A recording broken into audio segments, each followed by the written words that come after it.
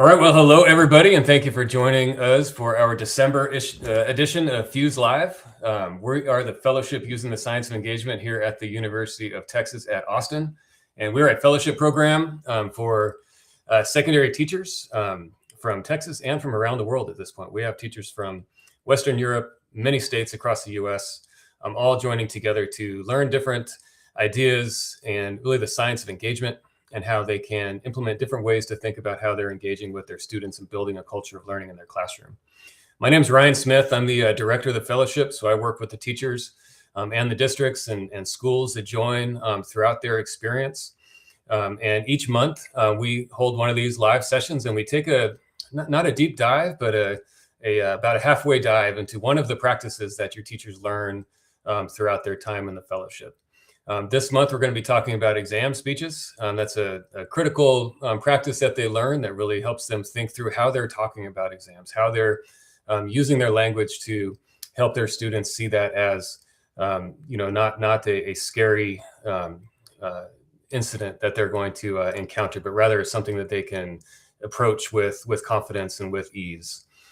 So we've got a special guest, David Yeager. I'm going to introduce him here in a second. But before we jump in, I do want to just do a quick introduction of Catherine Yonda. Catherine, you can give a wave there. She's our partnership coordinator. And wherever you're watching today, whether you're watching on our LinkedIn Live or Substack or YouTube, if you have any questions or comments or anything like that along the way, you can put them in the chat right there, and we should be able to see them here, and we'll make sure we get those questions answered. As you see on the screen, it's December right now, so we've got a few months before our next cohorts launch. But we will be launching a small cohort in the spring and then a large cohort next June. I'll talk more about that near the end of our session today. But this is a great time to start having these conversations and to think through plans for next school year. You could also scan that QR code you see right there. That'll take you to our website if you want to learn any more, but you'll get a link to that in the follow-up that we'll be sending out as well. But we want to jump right in right now, and I'm going to advance us here to the next slide. And I want to introduce our very special guest who joins us many months here as part of our Fuse Lives, but isn't always able to make it. So we've got a special treat today where he's going to talk really about the founding of the fellowship and that exam speech module. But his name is Dr. David Yeager. He's the author of 10 to 25, The Science of Motivating Young People. And he's going to really shepherd us through the first part of our talk today and tell you about the Fuse origin story, the research behind Fuse, and again, that first module. And without any further ado, then I'm going to turn it over to Dr. Yeager, and he's going to take it from here. Go ahead, David. All right, great. Thanks, everybody. So good to see you.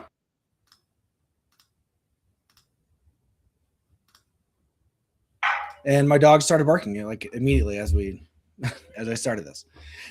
So it's great to see you all. Thanks so much for joining.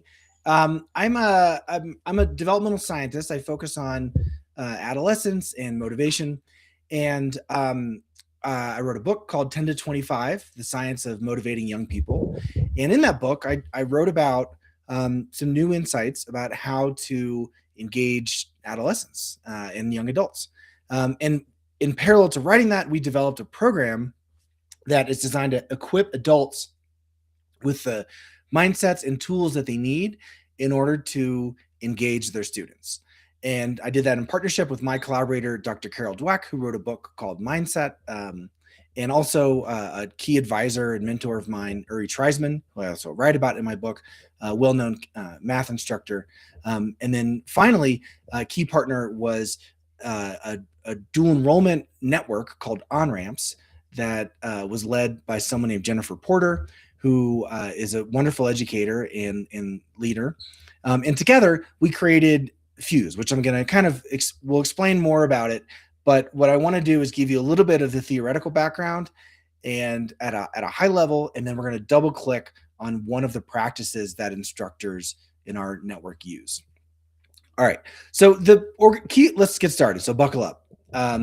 The key organizing idea of really my book, but also of Fuse, is this concept of the adolescent predicament, which is simply the idea that it's very hard to simultaneously criticize and develop young people while also motivating them in part because there are pretty dramatic changes in adolescence owing to both puberty and social changes that cause them to have a craving for a kind of status and respect that is often the opposite of what they experience in our classrooms, in other relationships they have with adults, etc.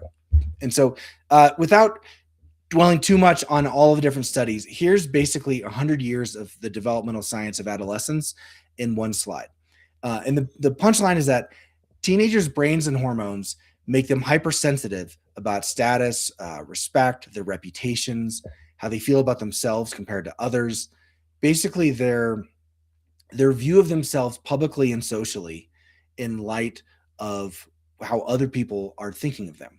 That kind of comes to the foreground in adolescence. And we see a lot of examples of this. This is true in animals. So if you look at pubertal maturation in whether it's birds or chimps, you see a kind of social awakening. And of course, you see it in humans as well. And there are lots of interesting studies on this. In some of my research, we do things like give people a nasal inhaler of testosterone and see if, turning someone into a raging hormone teenager influences their judgment and decision making. But there are a lot of other more intuitive examples. But the way I like to characterize this is that anytime you're talking to an adolescent, that's probably the day on which they have the most testosterone they've ever had in their entire lives. And that's going to influence their brains, their decision making, etc. And then the next day when you talk to them, that's now probably the day on which they have the most testosterone they've ever had in their lives. Which is to say that when we ignore that social sensitivity, that concern with status, respect, reputation, prestige, etc., for example, by using practices that either shame or blame or humiliate, then we run the risk of demotivating young people. So that sensitivity to status and respect increases a fear of failure, specifically the kinds of failures that are viewed as public mistakes in which young people are viewed as less than in some way. And that happens in the classroom. It can happen in their social lives as well. Now, that's not all bad because this social sensitivity also helps young people figure out what counts for status and respect in their cultures. And so it can drive learning, actually. And once you know that, have that understanding, then it's possible to harness adolescent sensitivities and use that to promote deeper engagement in learning. And so Fuse is basically saying that, that phenomenon where it just seems impossible to reach young people. It seems like they rebel, they don't listen, etc. What if we could turn that on its head and instead harness young people's motivations and what captures their attention, and then direct it toward learning that's good for them and others in the long run. And we share this message in a lot of interesting ways with the faculty in our Fuse program. So we describe hormones and the way they work and how they affect young people. We provide this argument about the sensitivity to status and respect. And then the key insight is this part that's bolded in the middle, which is that even completely innocuous interactions that most adults wouldn't think twice about can be interpreted by adolescents as signs that we don't respect them or don't take them seriously. And the flip side of that, though, is that a small demonstration of respect, we argue, is a powerful tool at a teacher's disposal to try to capture adolescents' motivation. All right. And so we want to, instead of thinking of adolescents as like hopelessly, damaged by the hormones raging in their brain, instead they're sensitive to one type of communication or another. And therefore, we now have a tool at our disposal to try to capture their attention and motivation through better, more respect-forward communication. And then, of course, we explain how that works in the classroom, right? So if students come to see their teachers as thinking that they aren't smart enough, that they can't do it, that they're not worth their time, then students will feel disrespected, we argue. However, if we instead frame our practices in the classroom as part of our commitment to their learning, no matter how much they're struggling, then adolescents view that as a sign of respect. And then, of course, we show some testimonials, students learn, and then they write on their own. Okay, so what are the kinds of communication practices that don't work? Well, in my book, I coined this term grown-splaining, and now I'm going to mansplain grown-splaining to you. This is very simply the idea that we often think in our heads as adults that we know the right choices young people should make, that their choices are ill-advised, etc. And so because of that, we then think, if only I could export my smart adult brain thinking to their kind of insufficient adolescent brain, then they would understand what they should do and they would make better choices. And so we basically talk to adolescents the way Americans speak in foreign countries when they don't speak the language, and they just yell English louder at people, right? And so that's kind of what we end up doing a lot in our classrooms. And even though, of course, in our minds as adults, we think we're right about what we're saying, it's still the case that from a young person's perspective, it comes across in the wrong way. And specifically, it comes across in a disrespectful way. And because of that, then we end up with this kind of frustrating scenario where we explain to a young person what choice they should make or what they should be doing. They get offended and get mad at us. We then are mad that they're not listening to us, and we escalate, and then they feel yelled at for no reason. It's like we say one thing, they hear another, and there's a fight over the miscommunication. And so in Fuse, we want to try to help people overcome this classic dilemma through more effective communication practices. And so how in general do we recommend that we can stop fearing adolescent development and start harnessing it? That was the organizing question around Fuse. So we call it Fellowship Using the Science of Engagement, because it is a fellowship of teachers working together. We're trying to apply the science of engagement. Also, it's worth noting that the letters in our logo are fused together. That was one of my contributions, which I'm very proud of. But in all seriousness, what we really are excited about is equipping teachers to try to communicate in a more effective way, so that way we can capture adolescents' motivation. We have a few different sets of practices. We kind of work on different levels. One of the things we equip people with is tools to promote what we call a culture of learning. And that's our kind of newfangled graphic is on the left there. If you can't tell, that's a pyramid. It's like, a 3D shape coming at you. And what we're trying to represent in the figure on the left is that there are three kind of bases that form the foundation for your classroom culture of learning: a culture that continually supports students' growth and improvement, in part because it shows that sign of respect to young people, which then captures their motivation. And the three parts are: first, what do we as faculty and instructors believe? So what is the culture that we are intending to create?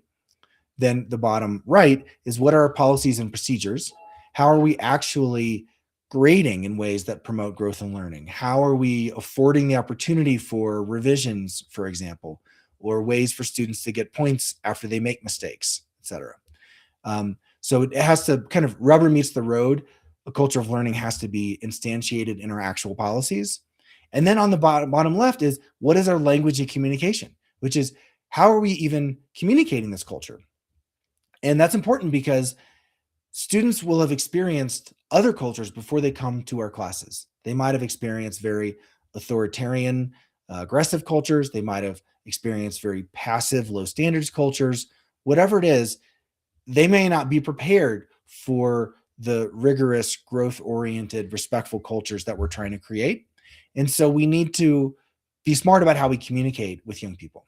And that bottom left one, it turns out, is there's a lot of leverage in optimizing that language of communication. On the right is a graphic, which is another set of practices, which simply equips teachers with what they need to know about the science of memory and learning. So that way, the content they're presenting is more likely to end up in long-term memory and therefore be accessible to students in the future. So we teach educators about the different steps in the learning process, from encoding to storage to retrieval, and the kind of counterintuitive implications of those insights.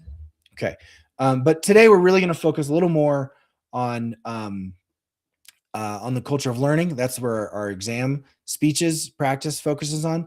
But just so you know the breadth of what we try to equip educators with, on the left is some of our practices, such as reframing mistakes, the science of memory, engaging brains with prediction, mining mistakes. On the right is exam speeches, engaged retrieval. So how do students retrieve information from memory in ways that cause it to be more accessible, and more. Today we're going to focus on that top right one, exam speeches, and really double click on that. Okay, so this is a practice that is designed to help promote a culture of learning, and it is really a combination of your language and communication, and then also explaining your policies and procedures to students. All right, so let's double click on this. We'll try to go over this efficiently. Why are we focusing on exam speeches? Well, the issue is that students feel a lot of pressure around exams. Obviously, they might be stressed simply by thinking about the idea of a test, etc., and that stress can impact their performance. And then because of that stress, then a lot of interesting things can happen. So some students might self-handicap, for example, by putting off their preparation for later. Others might prepare in a way that they feel as though it's going to go well, but then they take the test and they don't see that preparation reflected in their grades, so they get discouraged. So that's another huge issue. Another thing around exams is students worry, if I don't do well, then maybe my teacher will think I'm done with this subject, or I'm not worth their time, or maybe my parents will think, I lack character because I wasn't trying hard enough, right? So basically, exams, big and small, are loaded with meaning for a young person, and they're a potential sign of their competence in that discipline. And of course, if you feel incompetent in a discipline, or if you're made to feel incompetent, then that lowers your sense of status and respect. Okay. So exams are interesting because they are this moment that could be a big signal of status and respect in the class, whether it is doing well and then gaining a better reputation, or doing poorly and having people look down on you. Okay. So what I'm not arguing is that students shouldn't take exams, okay, or that we shouldn't have grades, right? That almost is what I call a protector mindset in my book, which is remove all sorts of distress from students to protect them from the negative consequences. We're not arguing that. Instead, we're arguing that you can frame the exam experience in a more status respect aligned way, so that students embrace the challenge. They are resilient, even if they mess up and get things wrong. They seek out the challenges that allow them to learn. And then their emotions are more stable, even depending on relatively low performance or just needing to put forth a lot of effort. And the way to do that is through better language and communication. And that we think of it in 3 steps. So one is like before the exam, what can you say? The second is on the day of the exam, what can you say? And the third is when you hand back the exam, what can you say? We think about each of those as almost, you could call them mindset moments, right? And like imagine a student before an exam. I'm sitting there and I'm like, okay, I'm anxious about this assessment. It's going to, evaluate and judge me. It's going to maybe determine my future, or at least how I'm viewed. Okay, so that's the worry a student might have. So then what can a teacher say in that moment to help students basically be more confident and optimistic? Okay. And so what we do in Fuse is we give teachers a set of principles for having basically a speech that they can give in their class the day or two before the exam, while the students are trying to prepare for that exam. So one is reiterating your belief in students' potential to do well. The second is share an effective strategy for preparation, mainly that students should prepare by doing the problems that are challenging for them, right? Rather than only, because what happens is students just do the easy problems to convince themselves that they're fine, right? It's almost like a form of self-soothing, is they go to the problems they've already mastered. And then like, well, now I'm prepared. Because if they did a bunch of problems that felt hard for them, then they would say, oh, wow, I'm not prepared. I'm freaking out. And so what students actually need to be encouraged to do is to prepare by revisiting the ones that they're less comfortable with rather than the ones that they are comfortable with. And students need to be reminded of this, because if you leave students on their own, in general, they'll default to the ones where they feel fluent. And then last is that if you encourage students to do the hard problems, then they need an interpretation or appraisal of that difficulty, right? What does it mean that you're struggling or that you feel stressed when you're working on difficult tasks? Okay. And so what we think is really important is to both encourage them to embrace the challenge of working on the tasks they haven't mastered, and give them a way of interpreting it. For example, when you find yourself doing hard problems and it's feeling very difficult, it's not a sign of hopelessness. It's not a sign you can't do it. It's actually a sign that you've been brave enough to do hard work. And on top of that, it actually means your brain is growing. You're getting smarter as you do it, and you're preparing even more by doing the hard ones. Okay. So, and there's more to it. We also talk about stress, but that kind of thing is something that teachers can learn to say and do. We also encourage teachers to not say certain things. One of the worst things to say, we found, is don't stress about it. You're prepared. You can do it. Right. Because what happens is then if students are stressed, they're like, oh my God, I'm not prepared. Right. And I see this all the time. They're like, guys, don't worry about it. We've covered it all. You're going to do great. And it's basically causing students to suppress their stress responses. And if you read my book in chapter 7, I write about suppression versus reappraisal, and what that does to young people. And basically telling them, don't worry about it, don't be stressed, you're prepared, is basically causing them to suppress how they actually feel, and that ends up making their feelings even worse. All right, day of the test. Well, there's stuff that can be done. Basically, day of test, you can't prepare. There's no cramming that's going to help you. All you got to do is perform to the level of your preparation, right? So what we do is we equip educators on basically language that helps students harness their stress response rather than shy away from it. So they learn, for example, students learn from the teachers, when your heart is pounding, your breathing is faster, and your palms are sweating, those are signs your body is preparing to take on a challenge and focus on the task at hand, rather than a sign that you're going to fail and do poorly. Okay, so we're having them reappraise even the physiological arousal that they experience when they're taking an exam. And then they also are given some very concrete strategies, like read every problem, even the ones that look hard. And that's because oftentimes on an exam, students will just skip the ones that look hard and then never get back to them, and then they get a low score. Okay, so we're causing students to embrace a challenge on the exam, and also reappraise the feeling of difficulty that comes from taking on that challenge. Okay, and then last is, now a student gets a test back. Well, student tried hard, they did their best, and they got a C. How are they going to feel, right? Are they going to say, my teacher hates me, I'm done with this subject, I don't care about this anyway, it doesn't matter to me, right?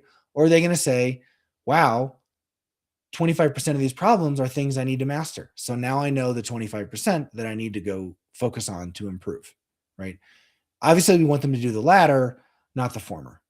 So that moment of handing back an exam is actually really important, because students could go one of two ways, right? They could go in the direction of, I'm going to redouble my efforts and learn from my mistakes, or they could go in a downward spiral and say, I never want to look at this stuff again, right? And so we found that that's a sensitive moment for a student. And so a teacher is encouraged in Fuse to clarify their beliefs about what this one test grade means. Like, this, you are more than a number to me. I don't just see you for your score. Then you can share how students can learn from the exam. What are steps they can take once they see their score?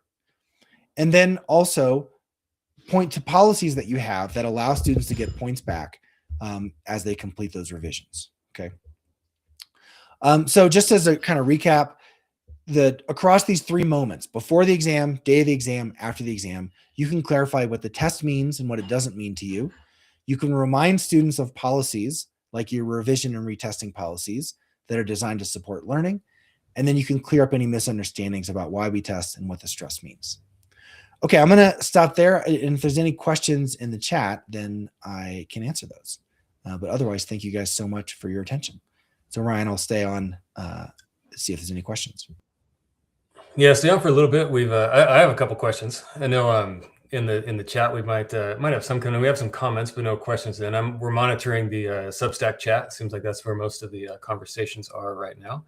But I love exam speeches because I think it's a good it paints a good picture of a lot of the other practices that we do in Fuse, which is really about how we and the fellows within our program help support one another with being much more intentional about their language.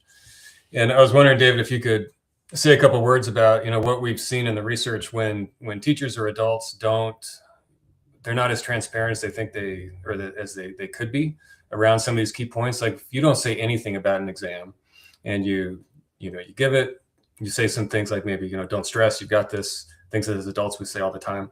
Like what kind of misinterpretations and what kind of self-talk do students often hear in that moment when as adults we're not being clear, we're not being precise with or taking advantage of that moment with our language? So like a good example is, like a lot of teachers think if a student's confused about something, so say a student got a problem wrong on a test and you're going to walk through it with a student, or they do the study guide and they got some things wrong and you're going to try to explain it to them. And then in that moment, a teacher might ask a student an open-ended question, like explain your thinking to me here. Right? Now that sounds like a great idea, except most students interpret that kind of open-ended question as the teacher's effort to catch them for having not thought about anything and almost like they're going to punish them. And so students get offended because they think the teacher's trying to shame and blame and humiliate them by surfacing their misunderstandings. Okay. Now, if you ask teachers, why do you ask a student an open-ended question when they got something wrong? Every teacher says, oh, it's because I want the student to own the thinking. I don't want to just tell them the answers. And I want them to be able to think going forward in the future, right? So there's this disconnect, right, between what the teacher intends in that situation and how the student interprets it. And so what we found is that the conventional thing is a teacher might say, well, don't you know I'm doing this for your benefit? Or, don't get offended or stop being so sensitive. And they take a kind of suppression approach. But that doesn't work because the student already does feel offended. And so what we try to coach people to do in Fuse is to say something more like, all right, I'm going to ask you for your thinking. I'm going to do that because it's really important to me that you own your thinking going forward, that it's not, you don't just feel like you can only answer this if I'm around. And it might feel uncomfortable when I ask you to do your thinking. I just want you to know that I'm not trying to make you look bad. I'm really doing it because I respect you and I'm taking you seriously and I'm invested in your success. Now, that seems like it took a long time for me to say. And yet, if you don't say that kind of thing, at least some of the time, then students will keep interpreting your actions in the worst possible light.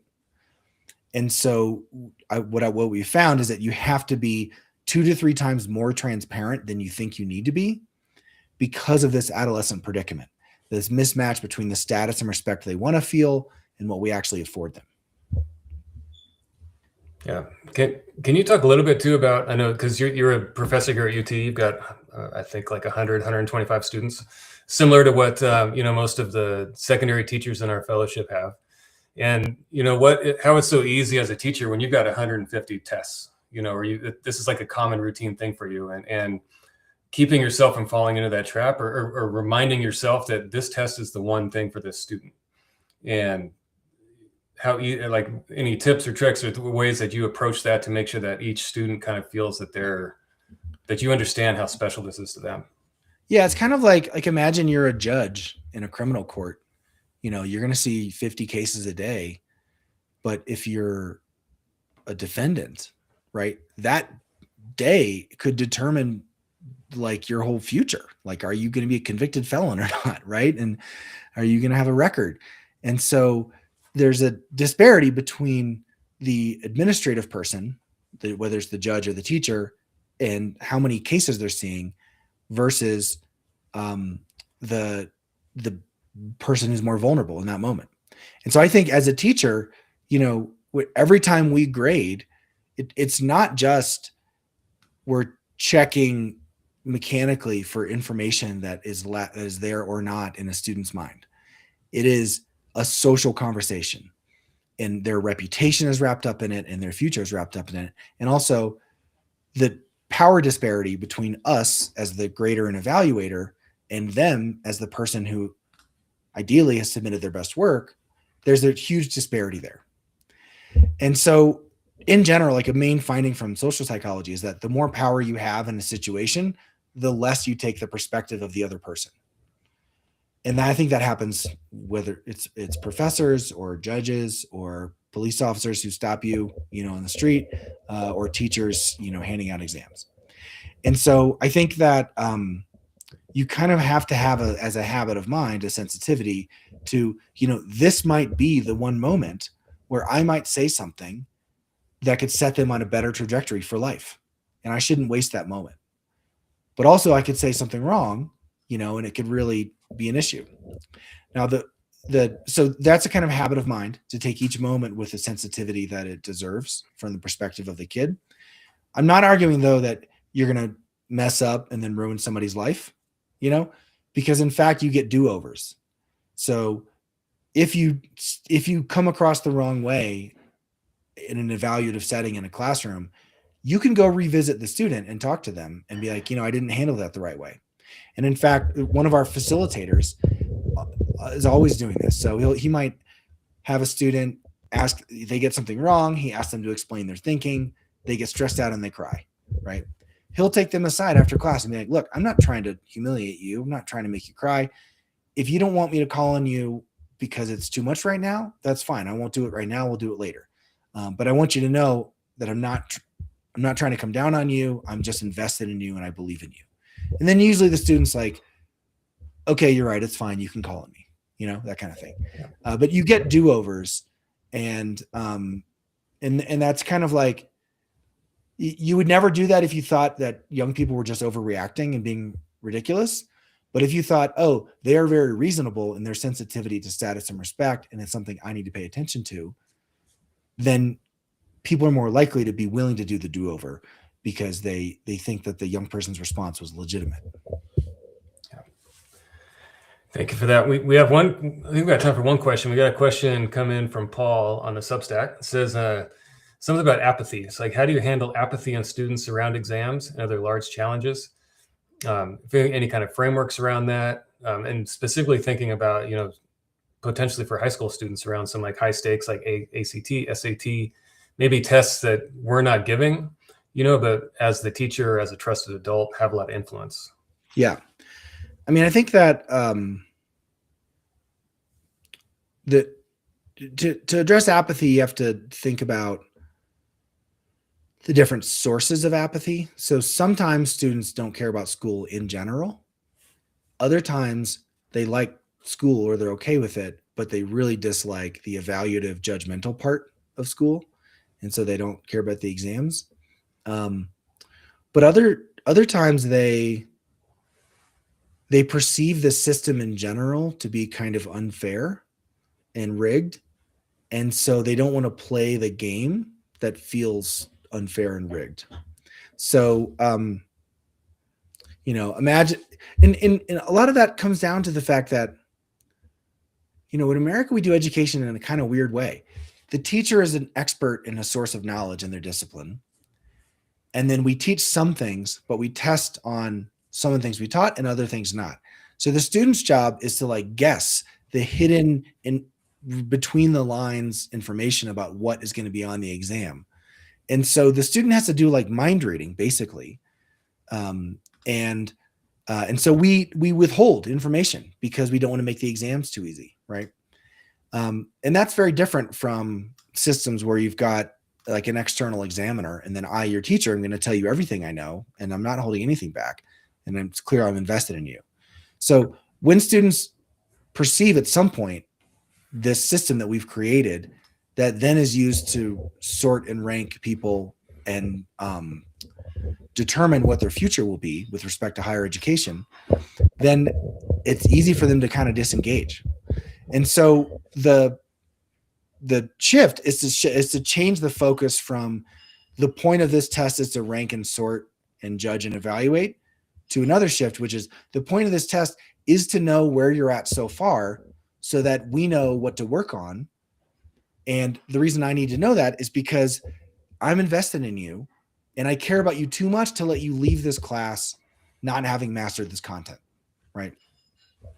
And so when the test is just like it's a way to make visible what you've learned so far and what we've done together so far, then it's part of a narrative of my investment in you and my respect for you.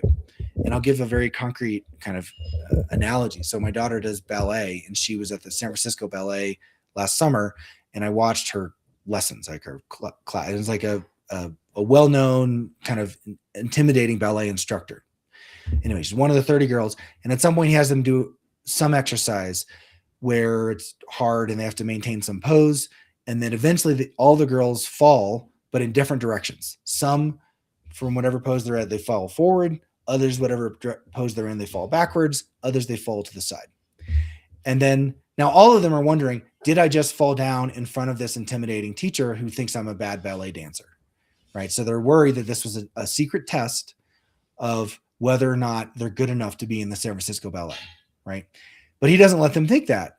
Instead, he says, okay, why did I do that to you? I did that to you because I needed to know which way you fell so that I could know which muscles we need to strengthen.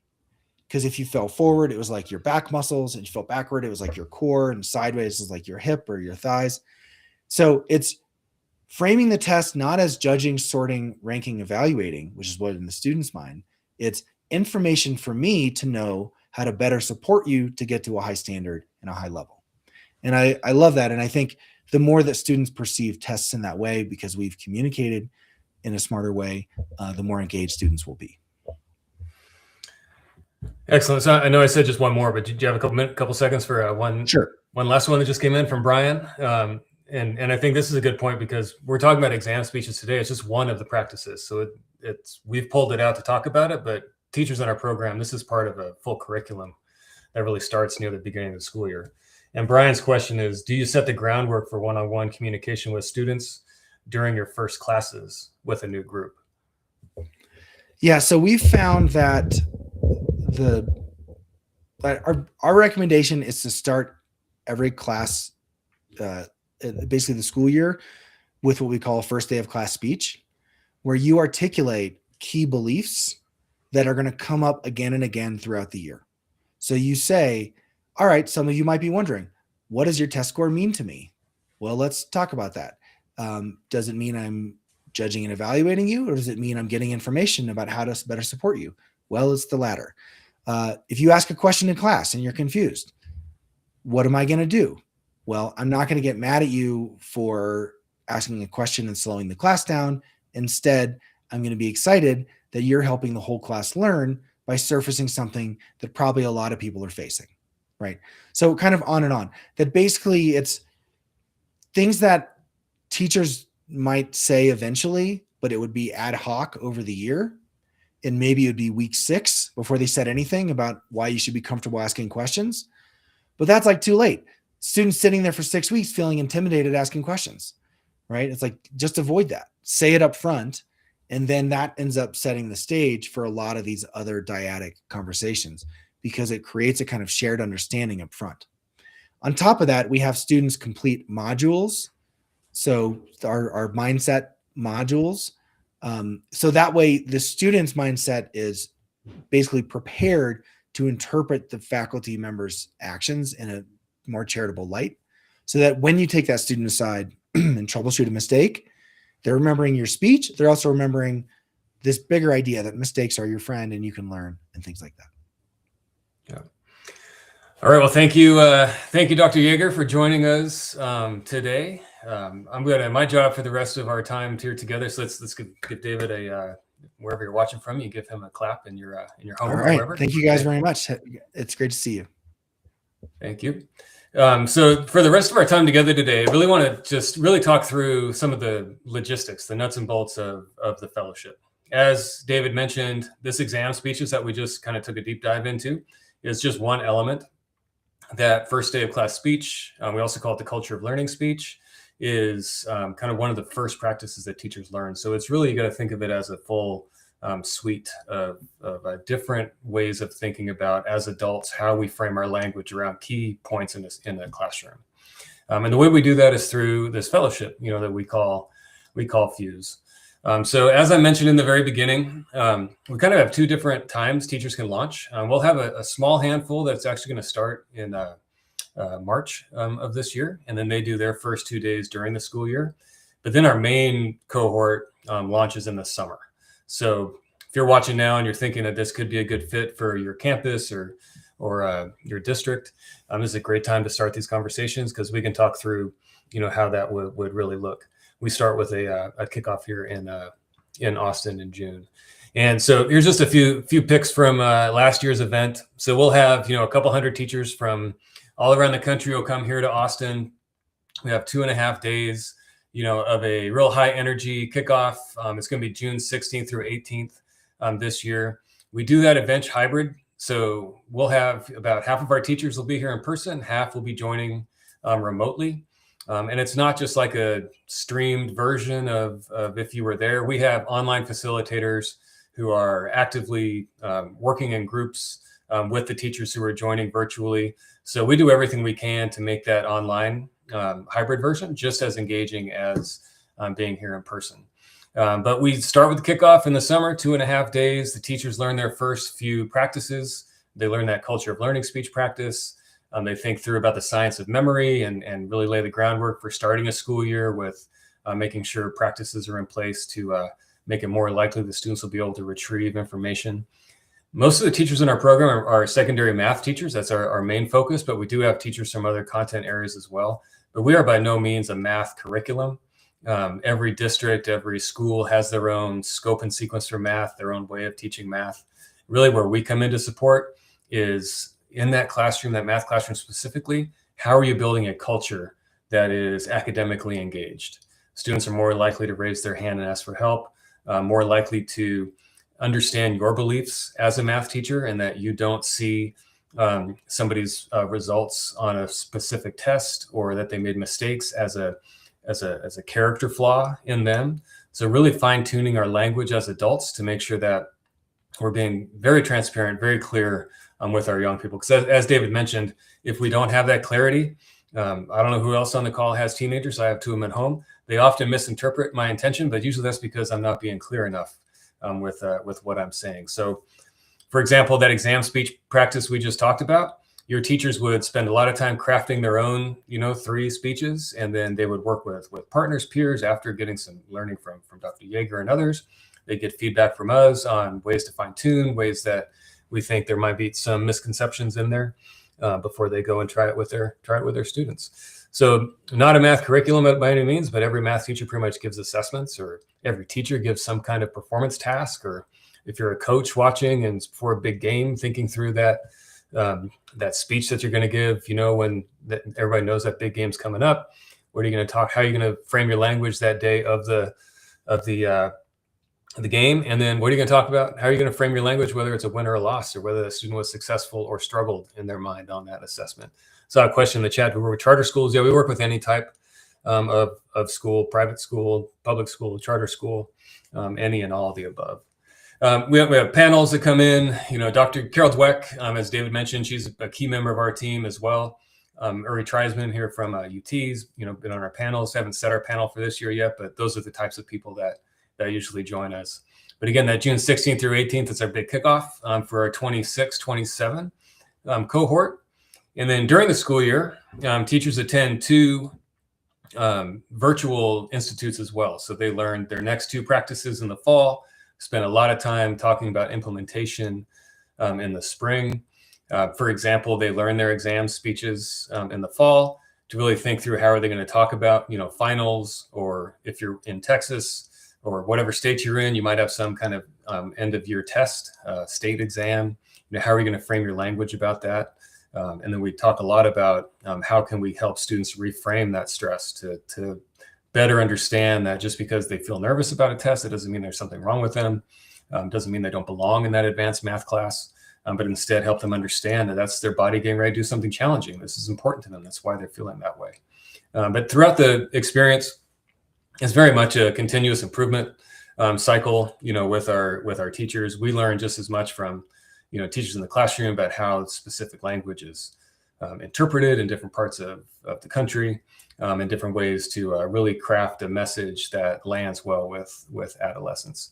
So it sounds like a lot because it's a full year fellowship, but really what teachers are doing is really examining their language, how they're talking about their current instruction, the climate in their classroom, things like that. So it's not like a new way to teach math, or you still use the same curriculum, same assessments, same plans, things like that, same unit plans as you would have in the past. So those are the main kind of teacher experiences, is that summer kickoff and then the 2 full day sessions during the year. But interspersed in between those full day sessions, we do have 4 coaching meetings also that the teachers attend. Those happen outside the school day, and they're led by our facilitator team. They're all, either current or very recently former teachers who have been in the fellowship, who have done all the practices, used them in class, been successful with them. They lead those coaching sessions. And those coaching sessions are really just conversations, about, okay, you tried out your exam speech. What do you think went well with your class? Where might there be some misconceptions? What, excuse me, what did you notice with your students? Did more students come in for tutoring afterwards or for a retake than maybe you had in the past? Things like that. So they're pretty low stakes, but it's a great way to keep teachers in the fellowship engaged throughout a year. And that's really our main goal. My past experience was with Round Rock ISD. I'm here in Texas, and oftentimes we would, and a lot of folks do this, we do a lot of training in the summer, but there's this big gap then kind of between when a school year starts. And it's so hard to maintain that professional learning throughout a school year because, we're teaching, we're doing all these other things. So really, once the school year starts, we continue to engage with teachers throughout, but it's a very kind of slow drip of learning, but it's continual. So it's very much not a program where you do all this great learning, this great stuff in the summertime, and then once the school year starts, it kind of drifts away. We really try to maintain that level of attention, throughout a school year, but without overwhelming or without asking for a lot from very busy people who are teaching our students. So those are our coaching sessions. Dr. Yeager also mentioned the student engagement module. So these are a key piece of the fellowship as well, because we want students to be learning the same ideas, that their teachers are. So the students in Fuse Teachers Classrooms do 3 modules throughout the year, which they take about 40 minutes, and it helps them better understand that stress can be enhancing, that better understand that reframe of stress, better understand mindset development, better understand like their purpose, and really kind of helping reinforce that idea that yeah, you are seeking status and respect, because that's a biologically natural thing for a teenager to be seeking. Once you hit middle school and high school, we're tuned to make that shift from being just a receiver of support. We're kind of helpless to defend for ourselves, in elementary. So everybody's just kind of taking care of everything we're doing. But as we make that transition, like we're tuned to start, believing that we need to be contributors and we need to have a purpose. We need to help our fellow classmates, our fellow world. And even if we're not showing that, we're tuned to do that. So as the adult in the room, how can we shift our language to tap into that innate need, that innate desire to start kind of proving who you are, improving how you contribute, improving kind of your place in the world. And within these modules, we also ask the students some questions. So we ask them things like about their perception of the culture in their classroom. So we'll ask them things like, students in my class feel comfortable raising their hand. My classroom feels rushed. That's a big one that we talk to teachers a lot about, is like when we say things like, we've got so much to cover today, or got a lot to get through. Things that roll off the tongue. When I was a teacher, I'd say those things all the time without really thinking through like how that's going to suppress somebody's like desire to raise their hand and ask for help, because they don't want to get us off track, or they fear that it's going to be seen as a negative to everybody else in the classroom. It's really being keen on how students are feeling, how they're perceiving that culture. And then the teachers get reports 3 times a year based on those responses. So they'll be able to see kind of how their students are perceiving that culture in their class. And Catherine, maybe you can put a couple links to sample reports in our chats as well, so folks can take a look at those. And we'll send that also in our follow-up for everybody that signed up today. So 3 modules that the students do throughout the year, and teachers receive 3 reports.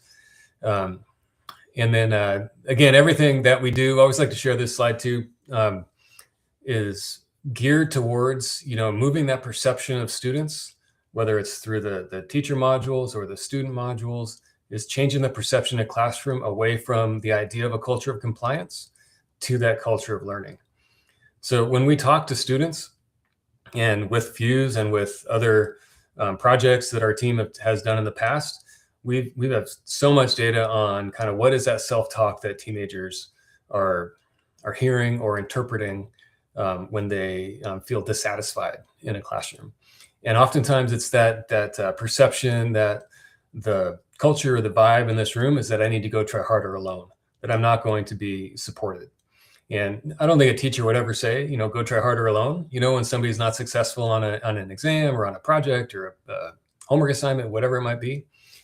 But we believe and we know that through helping teachers shift their language, around key points, whether it's how you talk about mistakes, how you talk about tests, how you structure different activities to make it more likely students will be able to remember, then that culture becomes more of that self-talk of let's troubleshoot collaboratively. Let's see asking for help as a net positive to a classroom versus a detriment.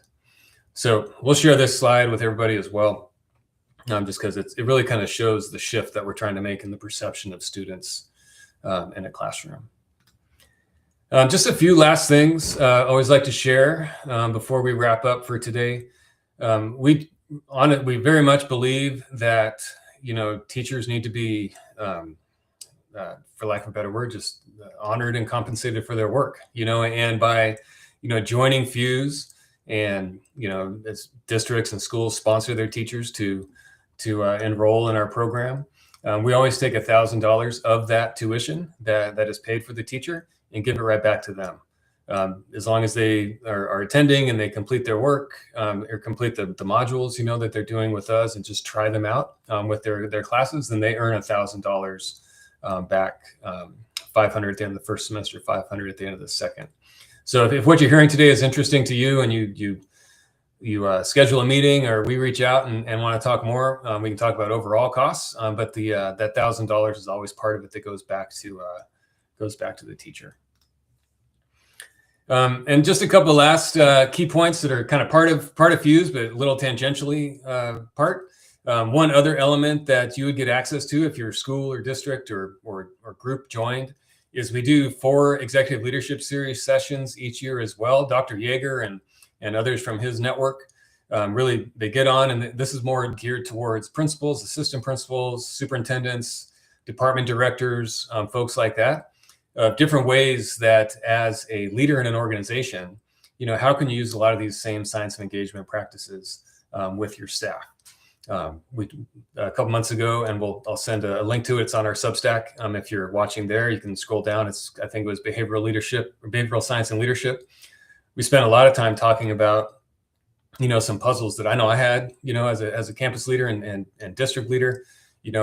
When you have younger staff that you're working with, and you want to give feedback, framing that language so you aren't perceived as being either condescending or you don't want that other person to feel that you think they're immature.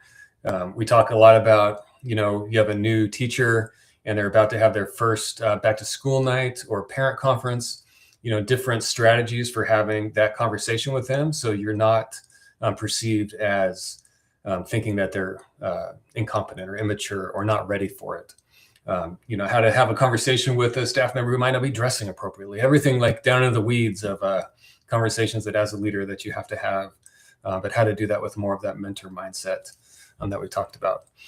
So these are geared towards all the leaders in the program, but we also invite others. If anybody watching today would want to join any of those, I know Catherine put a link in the chat where you can sign up, and we'll add you to the invite. We also have special guests at each of those. And actually, our next one will be February 18th. And Kevin Carroll, he's a very engaging guy here at UT. Works with a lot of different companies around staff and employee engagement, works a lot with UT athletics programs about building their cultures and creating that supportive culture, everything from the football team to I think even works with the band and things like that here at UT. So he's going to be our guest in February. If you want to sign up to attend, just go to that website right there and fill out the form, and we'll send you an invite so you can join us for that conversation with Kevin Carroll. And it looks like I just about hit my time perfect for today, just an hour. Like I said, we do these every month, and our goal with these really is to pull the curtain back a little bit on one of the practices that teachers learn, and then hope it resonates with folks on the call. And would love to learn more about your campus, your district, how we might be able to support your teachers the next school year. That QR code right there, you can click on that or scan it and set up a time to chat with me or somebody else on the team about really thinking through how can Fuse support some of your current efforts. Those are our best partnerships, is with districts who have a strategic plan, or have something, a strategic plan that's focused on, improving that culture, improving that student engagement. And one thing that we really pride ourselves on around classroom culture is that we believe the way you improve that classroom culture is how you talk about academics and how you are delivering instruction. And yes, you need to have a good curriculum, you need to know your content, have good pedagogy, but there are certain key points, throughout that lesson cycle when we talk about tests, when we talk about mistakes, when we frame our language about those things that are so key and so critical for making a student feel like this is a culture where I can learn. It's a culture where I belong. And oftentimes there's campus culture building programs that do a lot of great work, and they don't always transition that into the actual instruction. So you can have all this great, posters, planning, all those kinds of things. But then when we talk about the actual meat and potatoes of what we're in school for, some of that goes out the window. So we really work with folks on focusing on that key critical moment when students are learning, and when teachers can really help make that a more engaging environment. So would love to talk to anybody who would like to talk more, whether you want to join or not, just to hear more from your world and how we might be able to support in any way at all. So there's a great picture of our team here at UT. And love that quote from David. It's really designed so teachers can have that library of resources, that network, of colleagues. We've had several hundred teachers over the last few years who have been through Fuse. So they're really welcomed. Our new crop will be welcomed into that collective community as well.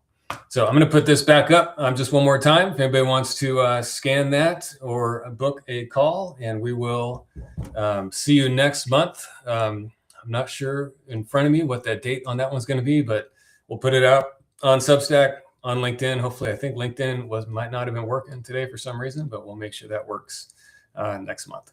But that's all we have for today. Thank you so much for joining us, and we will see you next month.